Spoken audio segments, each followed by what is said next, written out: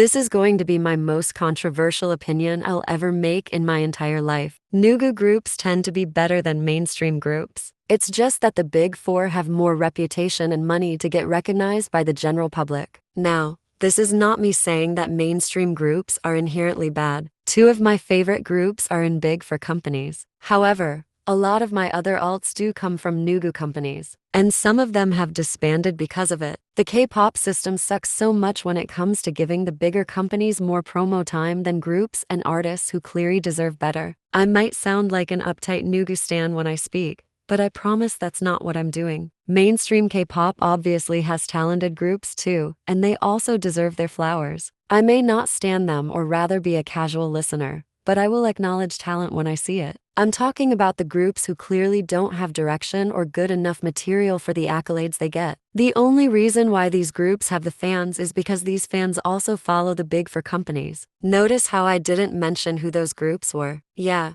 I'm not getting cancelled today. Also, yes, I know bad Nugu groups exist, which is why I'm not a blind Nugu defender. I will leave everyone to the groups they like. I will stick to mine, and the world will keep on turning.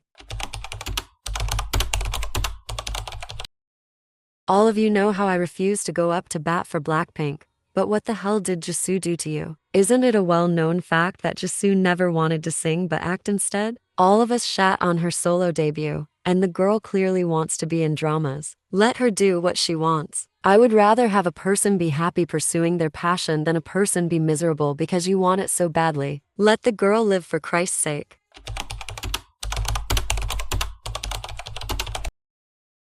I can't wait to finally post my most toxic K-pop fandoms video because had you told me 2 years ago that bunnies would be the most toxic 4th-gen K-pop fandom, I would have tossed your ass into the loony bin. But boy, K-pop loves to prove me wrong. I knew these people would be psycho the moment they attempt to defy all logic in explaining why Cookie is not about sex, when it's clear as day from the official English subtitles that Adore or HYBE came up with themselves for the Cookie music video. Then, they fell further off the ledge by defending the narcissist who is Min Heejin. Now, all because the old hag is trying to destroy every HYBE group under the sun, bunnies continue to take her for gospel. And they are now attacking this poor girl group from a survival show solely because they exist and they are doing similar cute concepts to Nugents. Seriously, those bunnies give more attention to groups they blindly hate than their own group they're supposed to love in the first place. No wonder Nugents are as ignored as the girls themselves claim to be. If anyone should be giving them attention, it should be their own fans. Then again,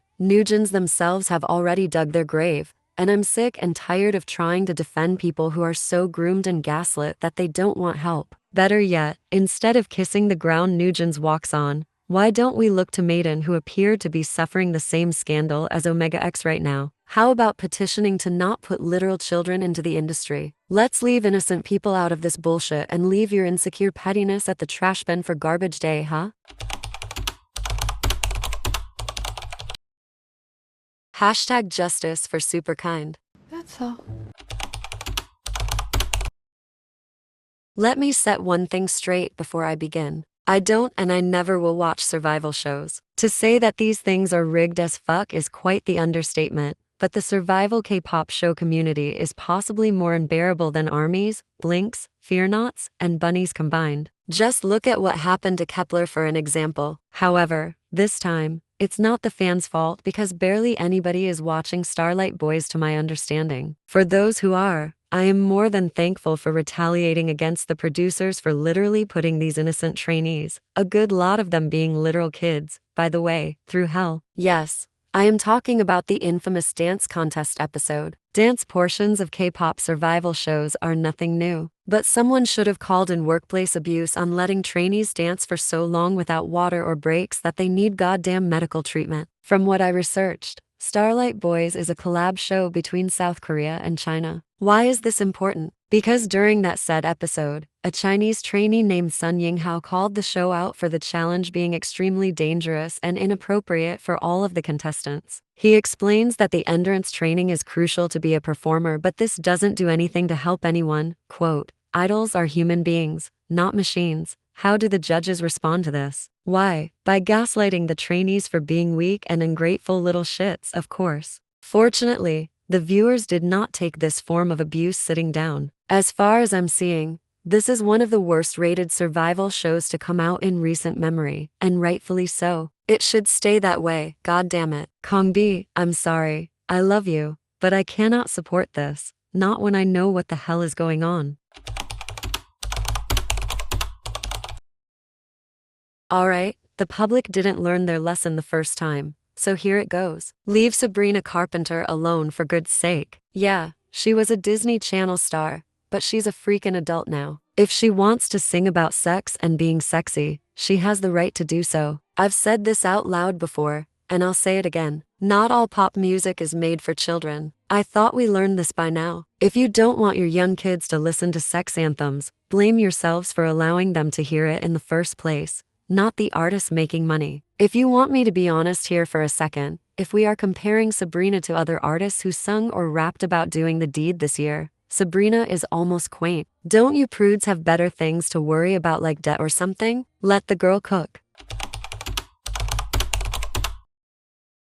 Now, I'm not gonna be that person who assumes what an artist wants to do with their career. Everyone wants different things in life. However, the whole Soongin left Reese to go solo thing is screaming the Lucas situation all over again, and I'm not surprised that SM Entertainment is run by a bunch of morons. These people really don't know what they want or who to appease. By the way, for those who wanted Soongin out of the group and are now complaining about the solo debut, let me remind you that this was all your fault. And don't you dare act like this was not the plan you had in mind. Literally, no one likes you.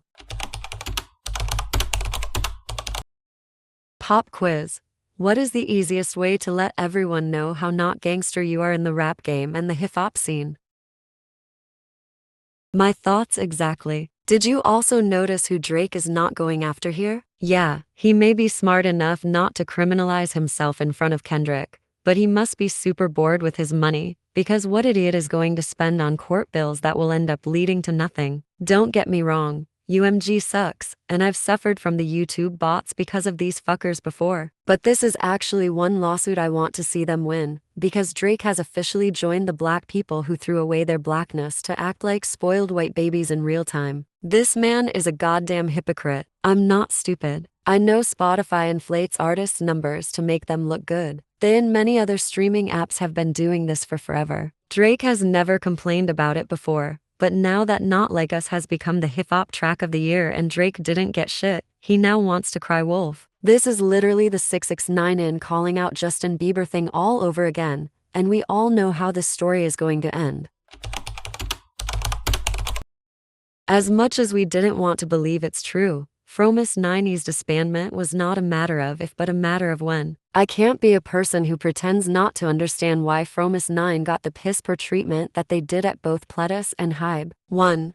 Pledis was always a shitty company. 2. It had to do with the Minette voting scandal in which Idol School was one of the shows confirmed to have been rigged according to the police investigation. 3. When HYBE took over Source Music and Pledis, they couldn't give a damn about the girl groups involved. HYBE tossed Girlfriend to the curb when the company had the chance, and they also thought they could leave Fromis 9 in the dungeon because people wouldn't care, but they couldn't be more wrong. When both Flovers and Fromis spoke out about their mistreatment, HYBE knew they had to kick Fromis out of the company too. There is a reason why the HYBE girl group curse exists. Not only does this company not have a clue on how to manage them in opposition to their popular boy groups, but at the end of the day, these bastards don't care. There is a huge reason why boy groups last longer than girl groups do in terms of musical relevance, and it's actually not the public's fault half the time. 2024 is the year that my indifference for HYBE switched to utter disgust and disdain for it. Like the empty suits at HYBE even care about a stupid American across the Pacific though. They're too busy swimming in pools of money and Manheejin lawsuits to care.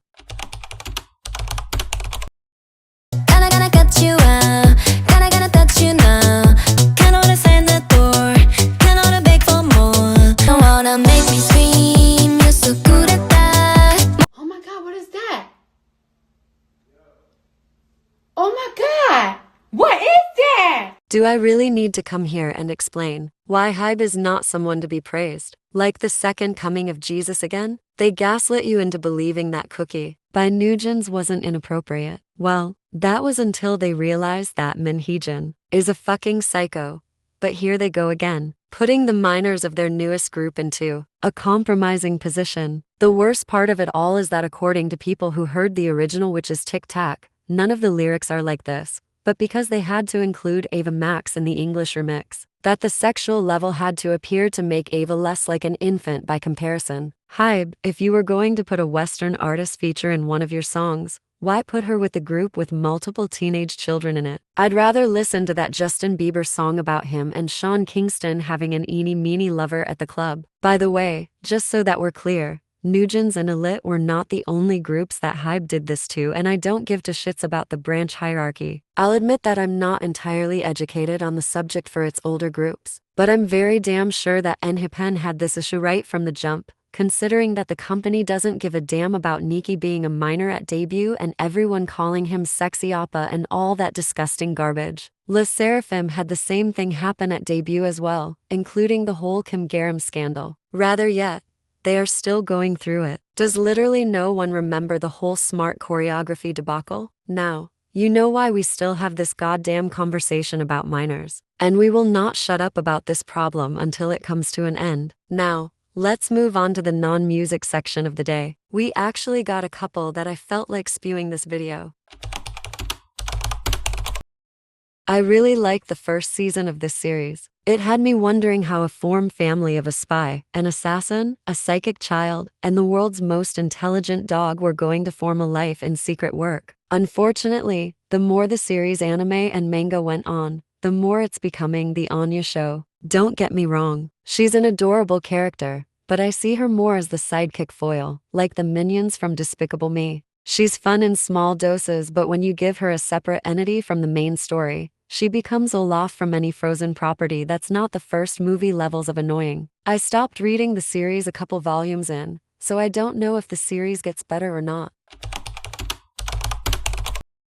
At this point, Disney needs to drop the movie and cut their losses. The live-action Snow White is the most documented production and promo hell I've ever seen in my 29 years of living. Firstly, Disney made the mistake of touching their very first fully animated film for a live-action adaptation, as it is the sacred cow of the company. Secondly, hiring public menace Rachel Zegler put Disney's already sinking reputation into the underground sewers. Got the job because I needed the paycheck? When she spoke about Shazam. Normally, this is said after the movie is done airing and promoting, regardless of the film's overall quality, not during the process. So what the hell was that about? Then, she goes and treats the animated Snow White as if she was the most useless princess in the lineup. Like, did she not see the original before saying this crap? This woman made me believe that lack of publicity training does actually exist. Thirdly, the dwarfs. Part of this was kinda started by Peter Dinklage when he said that dwarf, a mythical creature by the way, is offensive to individuals of shorter stature. As a 4'11" woman myself, I do get where he was coming from because I've been called a hobbit throughout high school compared to the other girls in my classes. However, what Peter kinda did was discourage roles that could be played by shorter actors, giving them a spotlight, roles that he took advantage of by the way. Right as that happened, a teaser photo of Snow White was leaked onto the internet. The image was Rachel in her Snow White costume leading 7 people behind her also in costume, leading people to believe that the 7 other actors were supposed to be the dwarfs, but they were switched out from mythical creatures to humans who just happened to possess magic. The worst part about this was that Disney confirmed that except for the one shorter stature actor who was cast in the film, the dwarfs didn't exist in this upcoming Snow White film, pissing off the Disney fanbase. This announcement and story choice was another ploy in Disney's wokeness kick that they've been riding for the past couple of years. It's obvious that Disney made this decision because of what Peter Dinklage had said about the dwarf being offensive comment, so to not offend the public further,